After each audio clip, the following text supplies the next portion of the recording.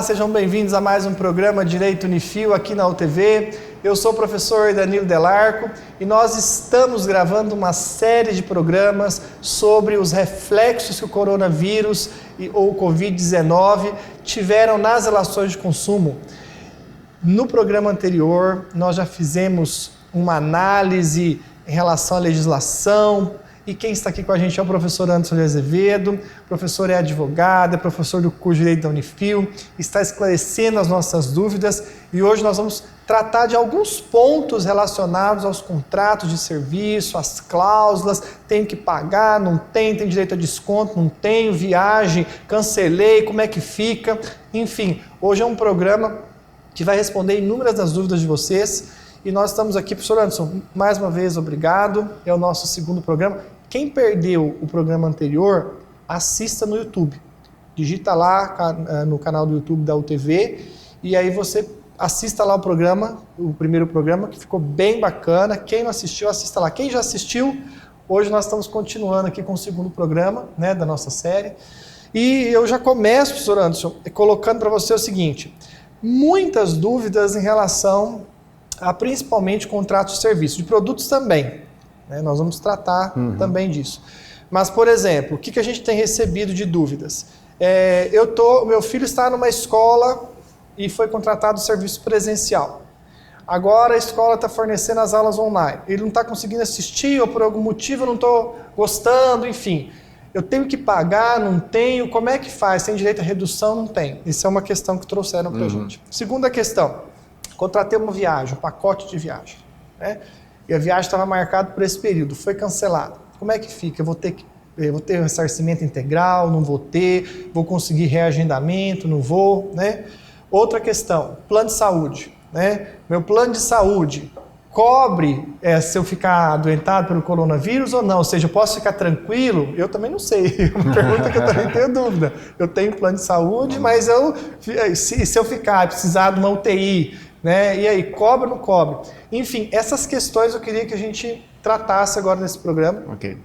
E eu passo a palavra para você. Obrigado, professor Danilo, mais uma vez, pelo convite, né, de estar aqui na UTV participando desse programa, né? Seu programa sempre muito instrutivo, né, educativo. Aliás, nesse momento, esse programa ele cumpre um princípio de proteção ao consumidor, que é o princípio educação e informação, né? Quando nós estamos aqui dialogando, nós estamos nos educando e educando também aqueles que nos assistem nesse sentido.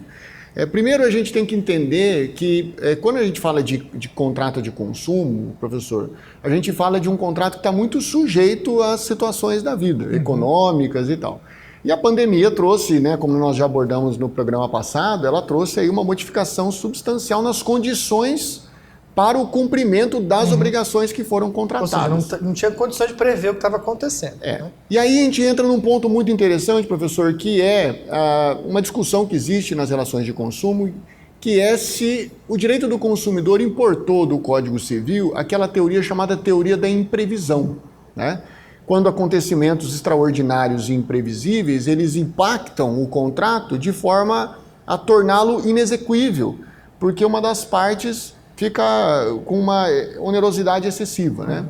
Então, afora as questões teóricas, né, de fato, a gente deve considerar que situações como a que estamos vivendo, em caráter excepcional, elas devem sim ser consideradas, ser analisadas pelas partes para verificar se as partes entrarem em situação de desequilíbrio, né? Dizer, por exemplo, que uma escola ela deve necessariamente suspender a cobrança das mensalidades em face da existência da pandemia não é correto. Porque deve-se analisar se a escola ela desenvolve uma atividade pedagógica que pode, de uma outra forma que não a presencial, suprir aquele processo educacional. Então, o que nós estamos vivendo, o que nós vivenciamos, por exemplo, no último mês, foi uma corrida por parte das instituições de ensino, tanto ensino fundamental, ensino médio, como também o ensino superior, no sentido de buscar alternativas tecnológicas para suprir essa deficiência, essa dificuldade, né? Que seria a dificuldade de levar o conhecimento até o aluno, né? Então, diversas plataformas né, diversos mecanismos tecnológicos foram acionados por essas instituições. Inclusive, os PROCONs começaram a questionar o Departamento de Proteção e Defesa do Consumidor logo no começo, para saber, por exemplo, se as escolas deveriam suspender a cobrança das mensalidades ou poderiam pedir descontos. Né? E qual foi o posicionamento do Departamento de Proteção e Defesa do Consumidor, que é o órgão gestor da política de consumo no Brasil, associado aí à Secretaria Nacional de Defesa do Consumidor do Ministério da Justiça. A nota técnica desse departamento é de que, se a escola ela conseguiu desenvolver um processo pedagógico, educacional, é lógico que vai ser um processo diferente. Ninguém vai exigir que a escola consiga trazer, por exemplo, as mesmas condições do ensino presencial. Sim. Mas se a escola ela conseguiu amoldar o seu processo de ensino às novas tecnologias, de modo a permitir que os alunos recebam o conteúdo na carga horária que estava prevista originariamente, né, as mensalidades, a remuneração, melhor dizendo, ela deve ser paga. Né? Descontos não devem ser concedidos, porque também a escola teve de desenvolver a sua adaptação, teve custos operacionais com isso, necessariamente com a melhoria da sua condição tecnológica, e, portanto, a escola ela deve continuar ministrando essa modalidade de ensino, quando possível, né? E, quando impossível, aí sim, a escola deve suspender, né, o seu calendário ou a sua prestação de ensino. Então, a gente percebe claramente que as situações elas são caso a caso, né? Então, no ensino berçário, maternal, por exemplo, é impossível que a escola desenvolva essa atividade, né? Porque as crianças não podem mais ser... É o caso dos meus lá em casa. A gente estava sem tempo, mas a gente estava conseguindo ainda desenvolver algumas atividades, porque eles mandam, né? A gente estava... Mas a criança ela não tem interesse. Justamente. Ela não se vê naquele ambiente, né? Que é o ambiente escolar. Então, nesses casos, a orientação é que as instituições suspendam a prestação de serviço, ainda que isso não esteja previsto e provavelmente não estará previsto nos contratos, ela suspenda a prestação de serviço e, consequentemente, suspenda a cobrança. Voltando ao normal, continua. Voltando ao normal, continua se houver condições, porque muitas vezes a suspensão daquele serviço leva muitas vezes à desestruturação do departamento dentro da instituição. Então, pode ser, por exemplo, deve ser considerado que a instituição... Tem um caso, não sei se vai dar tema, que a gente responde no próximo bloco, na minha cidade natal. A única escola particular que tinha lá, fizeram um abaixo-assinado, um ofício, e pediram desconto, enfim, né? E a escola chamou os pais e ela fechou. Pode? Dá para fazer isso? Mas não responde agora, não. A gente vai fazer o intervalo, vocês estão vendo que está bem interessante. No próximo bloco, o professor Leandro responde. E tem mais questões envolvendo os reflexos das relações de consumo que a gente vai falar no próximo bloco. Não sai daí, a gente volta já. Quem nunca ficou perdido quando pensou no futuro? São tantos caminhos, indecisões, mas quando o assunto é preparar para o futuro, a gente te ajuda. Só na Unifil você encontra a melhor estrutura da região. Encontra mestres que inspiram. Além de conceitos, encontra muita prática. Tudo isso para você encontrar o melhor para o seu futuro. Unifil, onde você encontra o seu futuro. E você perdeu algum de nossos programas? Não tem problema não, assista de onde você estiver através do nosso canal no YouTube, o TV Londrina, o TV mais perto de você.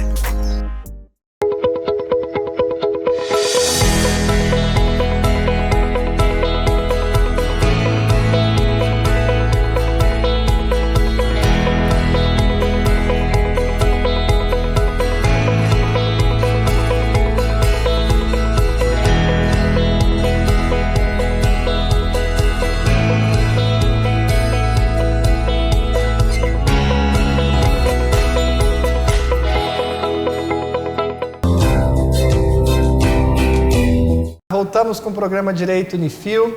Nós estamos aqui no nosso segundo programa da nossa série sobre o Covid e as relações de consumo. Quem está aqui com a gente é o professor Anderson de Azevedo. Professor, no bloco anterior encerrei com uma pergunta, né? A escola não teve condições e ela fechou. Não fechou só um setor, né? Igual você estava colocando o setor, às vezes o infantil e tal, se desestrutura, vai ter que às vezes encerrar. Mas e no caso da escola inteira fechou? Isso tem alguma vedação, isso, ou seja... Não, é um efeito nefasto da pandemia, né? Ela derrete o sistema, né? Porque as pessoas elas não têm mais condição de efetuar o pagamento do serviço e sem o pagamento do serviço o fornecedor ele não consegue mais desenvolver a sua atividade, né? Nós veremos esse ano com a máxima certeza o maior índice percentil de fechamentos, encerramentos das atividades empresariais e, consequentemente, o desemprego, né? Já estima-se algo em torno de 18 a 20 milhões de empregados no final do ano em função desse processo de desestruturação sistêmica da economia. Mas isso se reflete muito no ensino, né? E aí, é disso que falávamos anteriormente, professor, porque quando as escolas elas conseguem desenvolver técnicas para que o ensino ele continue, essa é a recomendação do departamento, como eu mencionava, não se deve pedir esse desconto, porque o processo educacional, apesar de um novo formato, ele está sendo ministrado. E aí a gente aciona, como eu mencionei no programa passado, né, o chamado princípio da boa-fé e da harmonização dos interesses na relação de consumo. O inciso 3º do artigo 4º do Código de Defesa do Consumidor, professor, prevê que as partes envolvidas nas relações de consumo, ambas têm interesse. O fornecedor, o do fornecimento com o interesse do lucro, e o do consumidor, a aquisição com o interesse do proveito do produto ou do serviço adquirido.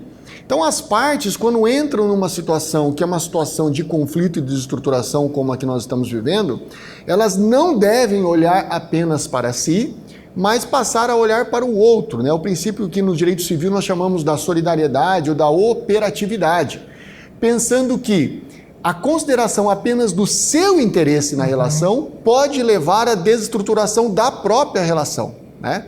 E aí que se orienta que as partes passem a conversar e buscar alternativas que sejam adequadas. Isso que é importante analisar cada caso, cada um levar a sua situação, no caso de uma escola, para ver o que é possível ser feito, né? Eventualmente, assim, uma decisão tomada por esse conjunto de pais que fazem um abaixo-assinado e todos exigindo, às vezes até judicialmente, a redução da mensalidade, vai tornar inexequível a prestação do serviço e o fornecedor fala assim, nessas condições, não tem como eu prestar o serviço, eu encerro então a minha atividade, eu não sou obrigado a desenvolver uma atividade me endividando em condição deficitariamente econômica, as empresas fecham nessas condições. É por isso que nós devemos, nesse momento, né, olhar para esses contextos relacionais e contratuais com olhos de ver, não apenas do nosso próprio interesse, né, mas do interesse coletivo. Só para fechar a questão do ensino, professor, é muito importante também lembrar que a grande maioria das instituições de ensino prestam serviços em períodos letivos. Esses períodos eles não são mensais. Esses períodos letivos ou são anuais ou são semestrais. Então, quando o aluno ele paga a mensalidade, na verdade a mensalidade é uma prestação de uma anuidade ou de uma semestralidade. Então, esse serviço ele deve ser prestado dentro de um período maior do que um mês. E, eventualmente, a suspensão da atividade em um mês e meio, 2 meses, pode ser reposta em outra carga horária durante o período que ainda exista, né? Portanto, não devemos ter assim, uma precipitada interpretação de que eventual suspensão do calendário deve haver a suspensão da mensalidade, porque não é uma mensalidade. As pessoas têm que ter essa informação antes, né? Precisa entender, saber, para depois tomarem... As pessoas acham que estão pagando pela prestação do serviço ali imediatamente considerado, e na verdade não é, né? As mensalidades foram uma técnica desenvolvida para permitir que os valores eles sejam... pagar à vista de uma vez, né?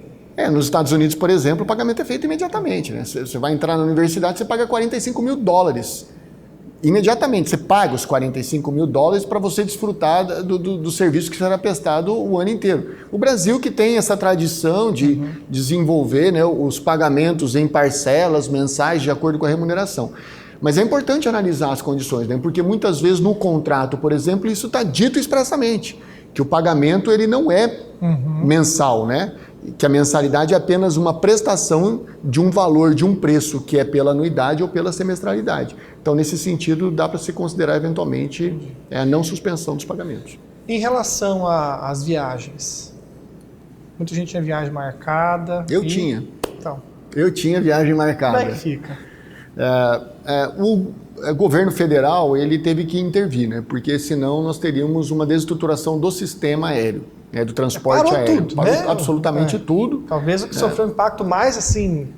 Imediatamente imediato, foi. Né? Imediatamente foram as empresas de transporte por isso aéreo, por isso que o governo federal acabou, inclusive, editando uma medida provisória, estabelecendo normas, claro, com a conversação ali entre o Departamento de Proteção e Defesa do Consumidor, né, as operadoras de transporte aéreo, a ANAC, em conjunto, né, desenvolveram algumas normas e o que ficou estabelecido de um modo geral é que essas empresas elas poderão remarcar as viagens no prazo de até 1 ano, a contar da data da viagem que estava marcada.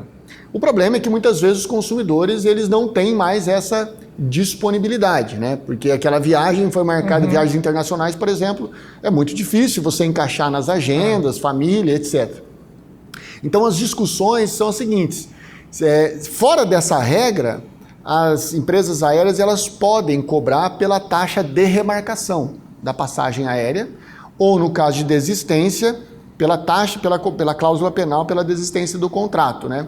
E essas questões é que serão levadas ao judiciário, porque estas multas contratuais de remarcação ou de desistência, elas muitas vezes são onerosas para o consumidor.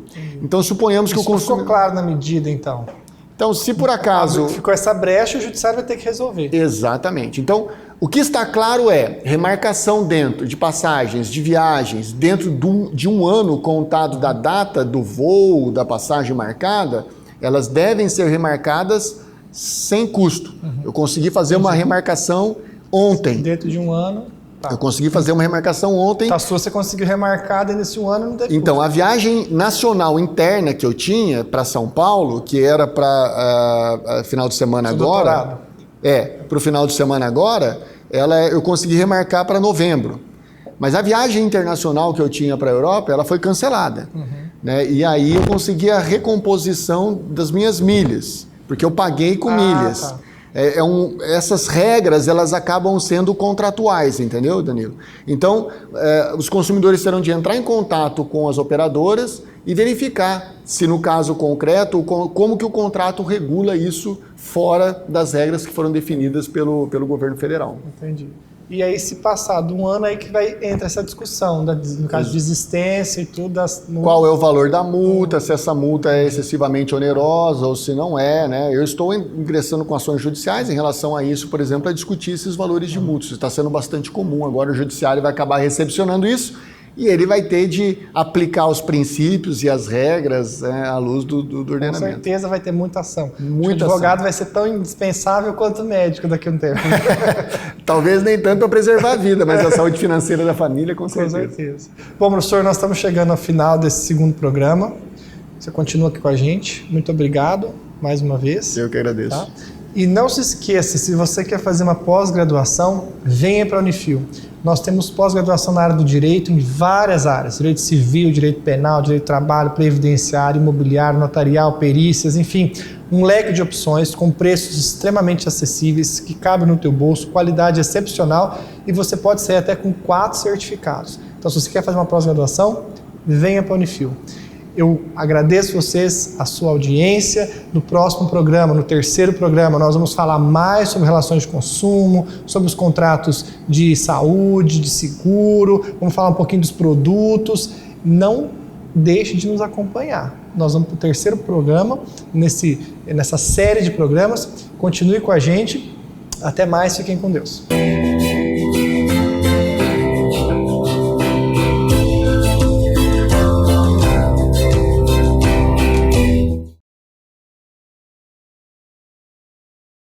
o TV mais perto de você.